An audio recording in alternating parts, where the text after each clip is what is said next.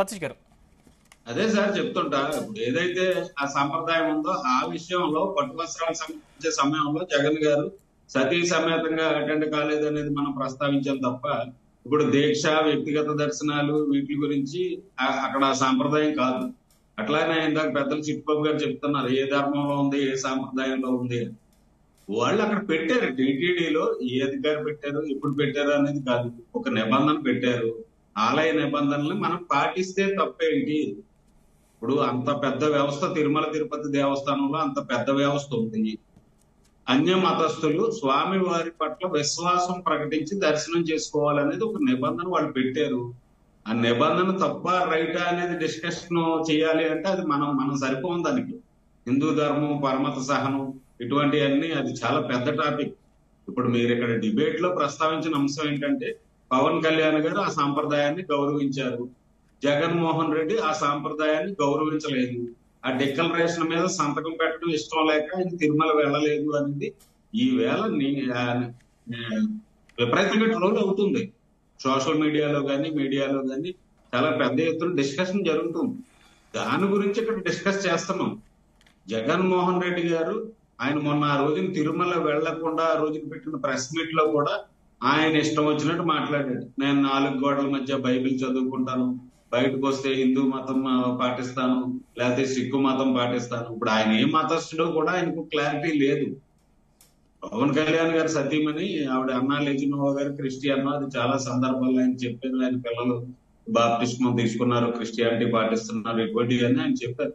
కానీ ఆయన హిందువుగా ఆయన హిందూ ధర్మాన్ని పాటిస్తున్నాను అని చెప్పారు. ఇక్కడ క్లారిటీ పవన్ కళ్యాణ్ గారు చెప్తున్నారు, జగన్మోహన్ రెడ్డి గారి దగ్గర క్లారిటీ లేదు. కేవలం రాజకీయ ప్రయోజనాల కోసం కొన్ని సందర్భాల్లో విజయమ్మ గారు బైబిల్ ఆఖరికి జగన్మోహన్ రెడ్డి గారు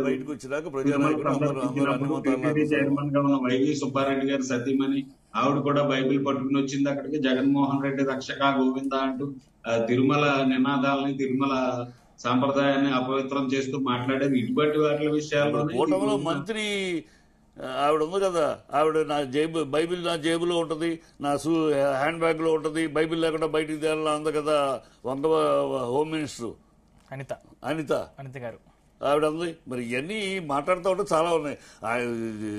జగన్ ఏం చెప్పాడు క్లియర్ గా, నేను 4 గోడల మధ్య బైబిల్ని, అది నా పర్సనల్, బయటకు వచ్చినాక నేను అన్ని మతాలని గౌరవిస్తా అన్నాడు. నాకు అన్ని మతాల్లో ఉంటానన్నా, అన్ని మతాలని గౌరవిస్తాను, అందరితో ఉంటానన్నాడు. అది ప్రజానాయకుడు లక్షణం. అది ప్రజానాయకుడు ఎవరైనా సరే, ప్రజానాయకుడు ఇప్పుడు పవన్ కళ్యాణ్ వచ్చాడు, పవన్ కళ్యాణ్ పిల్లలతో భార్యతో రాలేదు, రష్యన్ అమ్మాయితో రాలేదు, రష్యన్ అమ్మాయి క్రిస్టియన్ అన్నాడు, రష్యన్ అమ్మాయిని తీసుకురాలేదే, ఆయన ఇష్టం, ఆయన వచ్చాడు.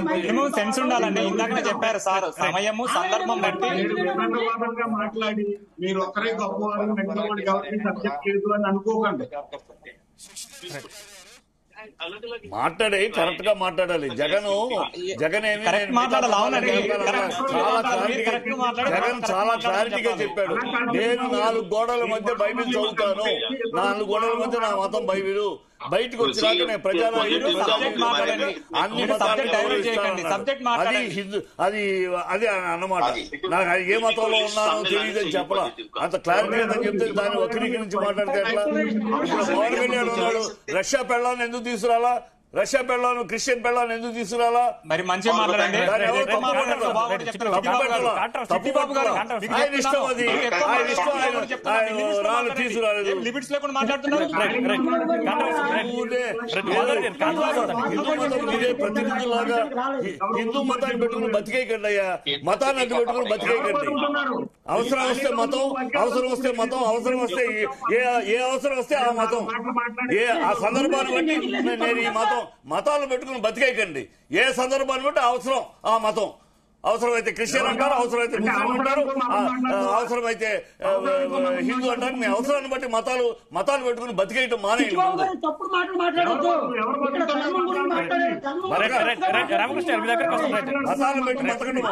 మతాలను పెట్టి బతకడం మానేయండి. సజావుగా మనిషిలాగా బతకండి.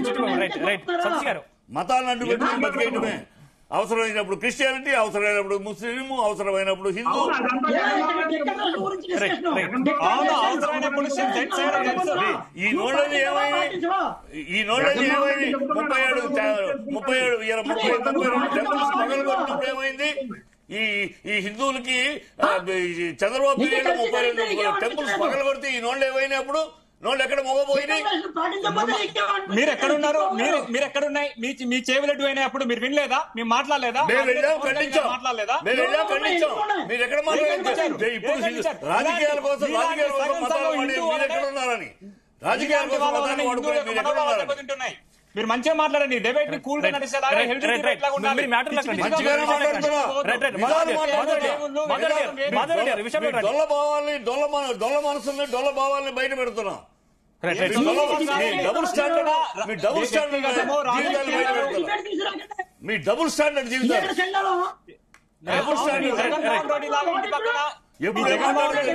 ఎప్పుడు ఏం మాట్లాడాలో తెలీదు, ఎప్పుడు ఏ జెండా పట్టుకుంటారో తెలీదు,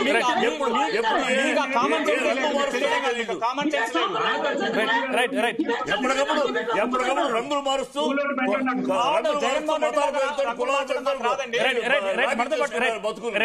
మనతో పాటు శశిధర్ గారు జాయిన్